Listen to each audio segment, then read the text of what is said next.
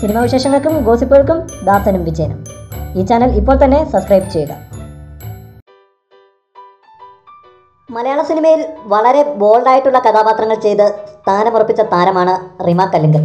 സിനിമയിലെ കഥാപാത്രങ്ങൾ പോലെ തന്നെ ജീവിതത്തിലും വളരെ ബോൾഡാണ് റിമ. സിനിമയ്ക്ക് പുറത്തുള്ള കാര്യങ്ങൾ ഉൾപ്പെടെ പല വിഷയങ്ങളിലും റിമ എടുത്തിട്ടുള്ള നിലപാടുകളും ഇതിന് ഉദാഹരണമാണ്.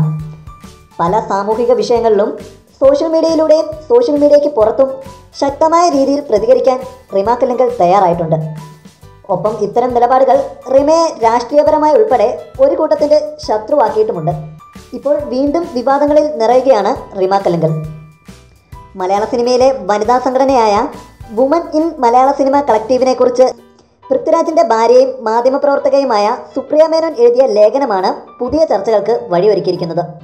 ലേഖനത്തിൽ റിമ പറഞ്ഞതായി പരാമർശിച്ച ചില കാര്യങ്ങൾ വിരൽ ചൂണ്ടുന്നത് മോഹൻലാലിനും മമ്മൂട്ടിക്കും എതിരെയാണ്. മലയാള സിനിമയിൽ നായകനും നായികയും തമ്മിൽ വലിയ വ്യത്യാസമാണുള്ളതെന്ന് റിമ കല്ലിങ്കൽ പറയുന്നു. 60 വയസ്സുള്ള നായകന് 20 വയസ്സുള്ള നായിക, 60 വയസ്സുള്ള നായകൻ്റെ അമ്മയായി 50 വയസ്സുള്ള നായിക എന്നതാണ് സിനിമയുടെ അവസ്ഥയെന്ന് റിമ കല്ലിങ്കൽ പറയുന്നതായി സുപ്രിയ ലേഖനത്തിൽ എഴുതുന്നു. റിമയുടെ ഈ വാക്കുകൾ വിരൽ ചൂണ്ടുന്നത് മമ്മൂട്ടി, മോഹൻലാൽ എന്നീ താരങ്ങൾക്കെതിരെയാണെന്ന് നിസ്സംശയം പറയാം.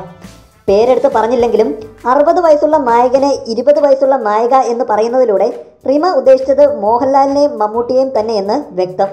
ഇവരല്ലാതെ 55 വയസ്സിലധികം പ്രായമുള്ള വേറെ നായക നടന്മാർ ഇപ്പോൾ മലയാളത്തിൽ സജീവമല്ല. എന്താണേലും റിമയുടെ ഈ വാക്കുകൾ മോഹൻലാൽ, മമ്മൂട്ടി ആരാധകരെ ചൊടിപ്പിക്കും എന്നതിൽ സംശയമില്ല.